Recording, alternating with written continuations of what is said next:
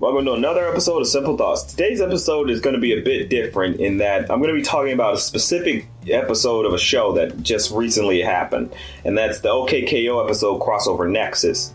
Now, I did more of a small thoughts on my Tumblr talking about this episode, but this video I'm going to go a little bit more in depth and talk about the things I like and some things I didn't like about it. So let's kind of get into it. This was something that was recently announced back in like July or so during the summer at Comic-Con, where they announced that they were going to do this crossover with OKKO, Steven Universe, Teen Titans Go, and the new Ben 10 reboot. And now, when I first originally heard about this, I thought, that this could be interesting. I might actually like this. That just sounds interesting. I thought, yeah, I kind of want to see what they do with this, because beforehand, OKKO had crossed over with another show, and that was Captain Planet, and that actually was very fun. It was a really cool crossover, because they got the original voices of at least, like, I think 2 of the characters, though. They got Captain Planet's voice and Kwame's voice to come back for it, and that was just awesome. And as of now, there was another crossover that happened before Crossover Nexus, where they had the characters from Scooby-Doo and the Ghoul School. Like, they had those characters pop up in OKKO, and it was really cool too. Like, they had a lot of callbacks to stuff that you wouldn't expect to see. Like, they were very cool. So when it came to crossovers, OKKO was not shy of doing them. So this happening, it was awesome. With this one, it's like, wow, this ought to be really good with Crossover Nexus. And one thing I didn't know going into it originally, like, it was more announced, like, or they just revealed, like, a few days just before the airing of the special, was that the setting of the Crossover Nexus was going to be the CN City. You know, those old Cartoon Network bumpers that happened, that they did back in, like, the 2000s era. Like, from the 2004s all the way up to 2008 and so. And that was awesome to me. I was like, holy crap. Like, that was just sick to me. I'm like, wow. It was amazing attention to detail. It just showed that Ian Jones-Cordy and his crew, like, they really, really love Cartoon Network and were willing to pay proper respects. And the special absolutely shows this entirely, because when they actually get into the special, there's a whole crap ton of callbacks to characters and references to all these old shows. And it's just awesome, and it's just amazing to see all these characters just come together this one time. Now, granted, they were just more or less left to, like, cameos and stuff. Like, we didn't get to see, like, actual interactions among all the characters like that. It would have been cool, but it was only 11 minutes, so they mainly had to focus on the main 4 characters. And that was what was pretty fun. Like, the interplay between Garnet, KO, Raven, and Ben were all fun. Like, they were very fun. They played off each other very well. It's just kind of nice. It had a very natural feeling of camaraderie. Like, these characters felt like they do very much work together. So that was just kind of the thing I really did enjoy, is that the character interactions. It felt like it was clear fan service, but it was really good fan service, honestly. That's something you really couldn't take away from it, is that it did good fan service. Like, I liked how the characters felt like these are these characters. Like, this does not feel like they're changing them for the sake of working within the context of OKKO. It feels more like these are these characters exactly like they would be in their own shows. So that was just something I did kind of enjoy the most about it. And now, the main plot of it was mainly that there was this villain who kidnapped heroes from other, like, dimensions and stuff, and he would challenge them and wanted to fight them. His main thing is just he wants to beat them. And that's just kind of it. It's a very, very simple plot, ultimately. It's just bad guy wants to defeat the heroes have to stop him.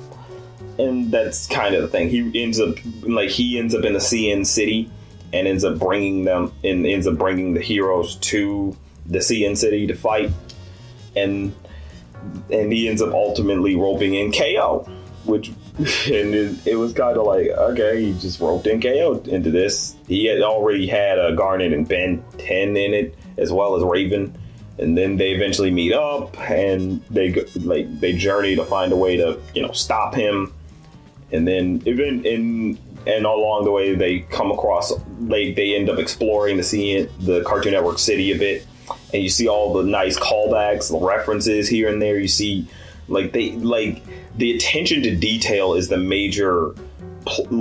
the major plus side of this entire crossover, is that they paid attention to those Cartoon Network bumpers and noticed, and they managed to get their detailing down just right. Like they had all these characters just come together. You see, or you just see all these characters, because the thing about the villain was he was freezing or turning all those Cartoon Network characters into stone and just leaving them as statues. So that was the thing. They couldn't really interact because they were just stone. And then you end up seeing, and you see all these Cartoon Network characters. You see shows that were pretty obscure. Only a few people will remember them. They had the Moxie and Flea show of all things. It was kind of weird. It's wow, Moxie and Flea. They had just about every Cartoon Network show you could think of. Of course, they couldn't. The only one I think they kind of missed was Samurai Jack, in a sense, because technically speaking, now that had gone to Adult Swim. So I think that was just one cameo they couldn't really make because due to the fact that Samurai Jack had moved. I think, but I don't know. That's the one thing. That's the one great thing about the Crossover Nexus, is that you could go back and rewatch it just to see if there were some details you missed. That's something I always enjoy about certain things, is that you can go back and rewatch it just to see if there was some type of cameo or reference that you might have missed that was somewhere in the background. And maybe Samurai Jack was there, but they did have a lot of others. They had freaking Symbionic Titan. Even I was like, wow, Symbionic Titan was there. They had Puffyami Yumi. Whatever happened to Robot Jones was there. I was like, oh, so that's what happened to Robot Jones. They answered that question for us. The thing is, I don't know if they had Sheep in the Big Blue City or Sheep in the Big City. I keep blanking on the name, but I know. But like I said, he might have had him there, but it was in the background. So you probably have to go back and check for it. So maybe he was there and maybe you missed him. So I don't know, but either way, this was just a pure fan service episode, and it was all the more better for it, honestly. It was just fun to see all these characters just inhabit the same space again. That was something I think a lot of people would really enjoy, get a kick out of, is that you see these characters inhabit the same space, including the 2010 characters who never were in the Cartoon Network city. They had Regular Show, Adventure Time, and so on and so forth. It was kind of surreal in a sense, because it's wow, they got all these characters. They had Uncle Grandpa, Clarence, Craig of the Creek. They even had some of the characters who haven't had their shows officially yet. They even had Victor and Valentino cameos, and Black Mask from the Villainous show that hasn't premiered officially on Cartoon Network yet. I mean, I think it was in Mexico that it came out, but I'm not too sure on the full details of that show just yet. But either way, they had that character in the you saw him. He was at one of the statues. It's wow. That attention to detail, that is just amazing to me. That just shows they have a pure love and appreciation for Cartoon Network. And that was just something I really enjoyed the most about it. Now, when it comes to the entire plot, they had these fun interactions off the characters, and the plot ultimately ends with them, figuring out how to beat the bad guy. And the way they ended off was honestly pretty amazing. Like, they had it so Ben 10, like, he has his Omni tricks, he could transform into all of these aliens. But the thing is, since he was in the Cartoon Network City, it adapted and adopted like the characters who were inhabiting that city, so he could transform into any of those characters that he wanted to. And for the final blow, it was like KO sent Ben on a flying fist flying towards the bad guy, and Ben like switched between all these different characters. It was so funny. Like, he had him turn into Uncle Grandpa, the big purple monster from Secret Mount Fort Awesome. He went as Buttercup. He went as Monkey. He changed it to Knuckles from Flapjack. It was Dexter.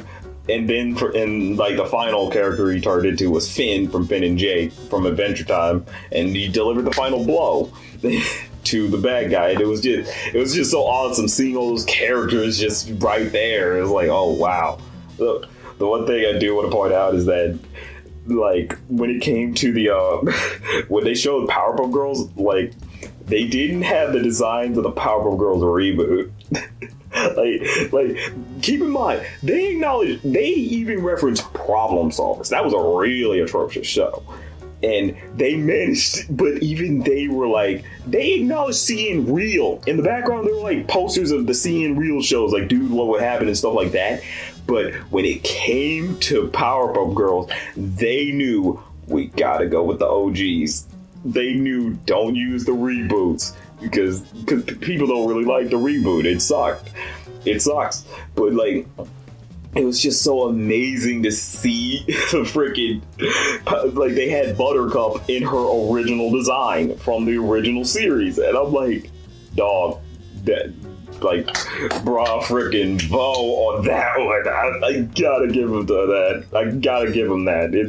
It's kind of that subtle. It was subtle salt. It was clear, subtle salt. Even though they work at the same studio, it's like they were clearly throwing some shots. I feel like they were throwing some shots. Like, I feel they were, honestly. Like, that was just funny to me. Then the whole thing ends, the day is saved, they fix up the town, and everything's back to normal. So, and now it's time for everybody to go home. Raven, sends everybody back to their original homes and stuff. Like, that was, honestly, it was just an amazing special. It was something that I just was really happy to have gotten. Like, just to see the Seeing City back, to see all these characters inhabiting the same space, that was awesome. Now, I kind of got to get into some gripes I kind of have with it. That being, the villain, we don't know where the fuck he came from. He is a major villain of the day. He just pops in, he's causing a muck, and it's up to the heroes to stop him. I don't even think I really remember his name. I think it was Black X or something like that. I don't remember. But that was just kind of the thing. I mean, that's just kind of the thing when it comes to it, is that we had no real character with him. We just had a villain that the heroes need to stop. And ultimately, you could argue that's fine, because we were more in it for the heroes rather than the villains. But I think it could have been a stronger, like, special had we known a little bit about the villain. It probably could have benefited from that to some degree.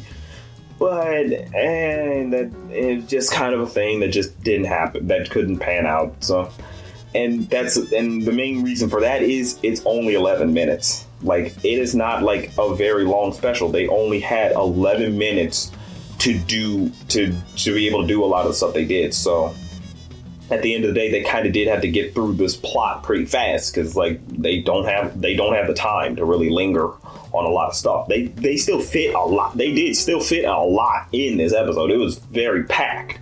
So it's one of those, they had to sacrifice a few things here and there. What I think could have benefited from it, what this special could have benefited from, was having it be 22 minutes or maybe even an hour. Honestly, I sure as hell would have loved to see freaking an hour-long special where it's all in the Sea City and stuff like that. Like, you could have established some more characters, established like the world. Like, you could establish the world. It would have been fucking awesome. But sadly, all they could get was just 11 minutes. So, and for what we got, it was still very fun. It was still great. It was excellent, honestly. And so that's just kind of a thing, is that those are just kind of the gripes I've had. I've heard other gripes. I've heard a few other gripes from some people on this special. Some people complain about the fact that it's like, oh, it's very rushed. And I'm like, it is only 11 minutes. So what the hell could they pull off with that? And they try to look back at the Captain Planet, like, I try to look back at that Captain Planet crossover that OKKO had. And I'm just like, that had fewer characters. So yeah, it was kind of easy for them to get away with that one. Or the most recent Halloween special they had with the Ghoul School characters. And I'm like, again, it was easier for them to get away with that stuff because fewer characters and not much of a big plot to have to follow. This, like, the Crossover Nexus had way more to go off of. So really, it was just kind of stupid. And then there was this one complaint I've heard where, like, someone complained, is like, oh, it was because, like, the character himself had the ability, like, the bad guy had the ability to steal superheroes' abilities and stuff. And, like, he managed to steal, like, Ben's Omnitrix from him while he was still in Forearm. And Ben had transformed into Forearms, and the bad guy stole the Omnitrix from Ben, and Ben was stuck as Forearms.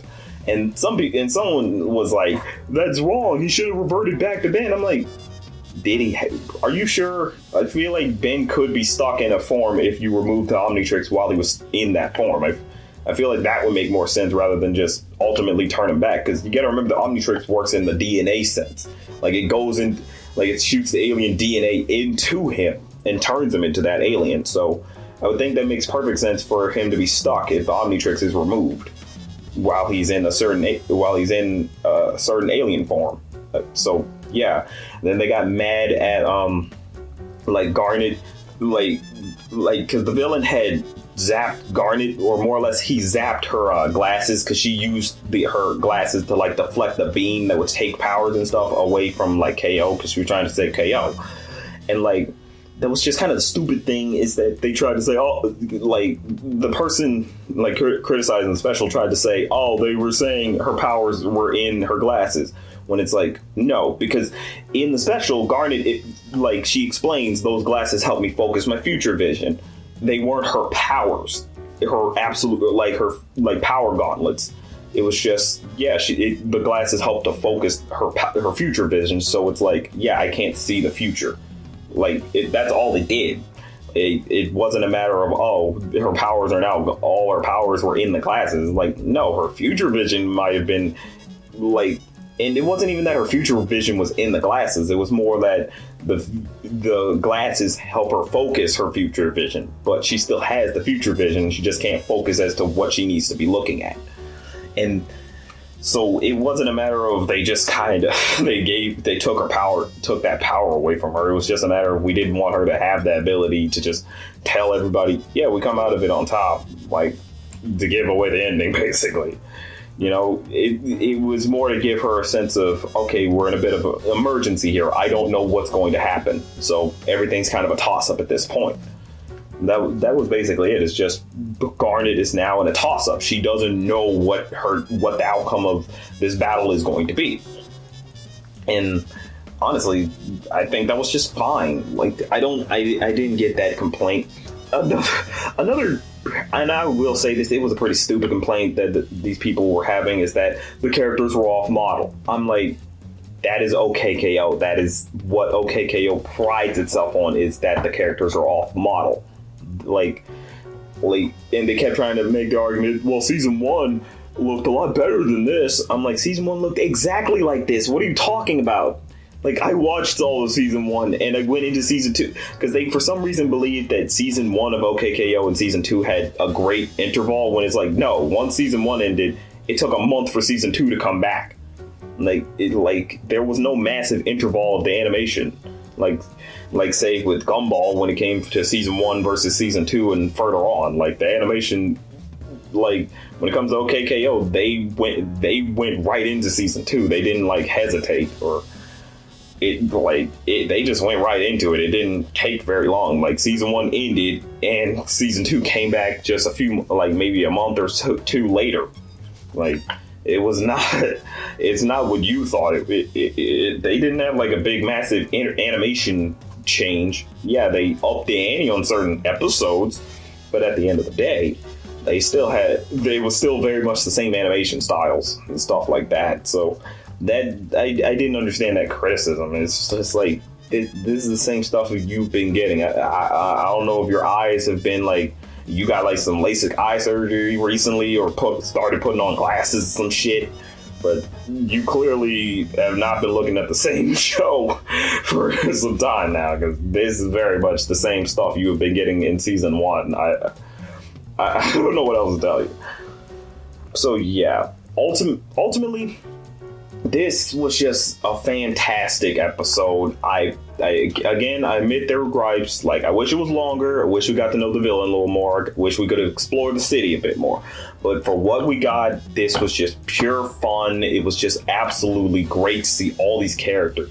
Sadly, they couldn't get every character. Like, they couldn't reference Class of 3000 due to the lawsuit that Class of 3000 suffered through. Like, Cartoon Network suffered through, so sadly it was probably a matter of we can't put those characters in there because we don't really own it. It's kind of weird. I don't know the full details of what happened with that case, because for some reason they can still sell the music for Class of 3000 and sell the episodes on iTunes for Class of 3000, but it's just kind of weird. It was still fun to see all these characters that they could show. They even had some characters that nobody else can even recognize. Other people were like, who the fuck is that character? Like, they had like 3 characters, I think, that people were like, who the hell is that? It was weird. It was kind of weird. Someone probably could figure it out. It's probably a really obscure reference, but someone's probably bound to find it. Overall, just this special was just awesome. It was fun. It was just great. And the thing I didn't know was that the Cartoon Network City, originally there was an idea to pitch it as an actual series rather than just bumpers. And it sucks because it's like, damn it, I would want to see that, but only back then would I have wanted to see that. Now I don't think it would work as well. It'd be kind of cool, but it'd be difficult because it's like, now you got to get all those voice actors to come back. Especially since some of those voice actors, voice characters on, were the creators of the show. So and they also voiced the characters. So it's like, can you really pull them like that? J.G. Quintel, he moved on to TBS to make his show close enough. So could you really bring him back to play Mordecai for that? I mean, but I don't know. I don't know who they could do that. I don't know. It'd be cool if they could manage to pull that off. If they did another Cartoon Network City, it'd be awesome to see. I don't see them ever bringing the bumpers back. I think at this point, cable's pretty much out the window. So it's like, do we need doing bumpers to that degree would be pointless because people are not really paying attention to cable like that. But it still would be kind of awesome if they did try it. I would be interested in seeing it. I'll admit that, but it's still fun that we got to see the Cartoon Network City return. It was just awesome. It was a pure nostalgia kick. It put me on a pure nostalgia kick, just remembering those times, just watching those bumpers and seeing those characters just play off of each other and interact. It was just awesome. And then seeing them with the new characters that Cartoon Network's had, it's like, I say this, I constantly say this, I say Ian Jones Cordy is a fucking mad genius when it comes to like OKKO. Like, what he is doing with this show is just freaking amazing. I just love whenever, like, a lot of the stuff that this show does. I love the attention to detail. I love the references that they can pull off. It's just awesome. And this freaking special was no exception. I just absolutely love that this came out. It was just pure excellence. This was Cartoon Network excellence at its finest. And that's just my simple thoughts on it.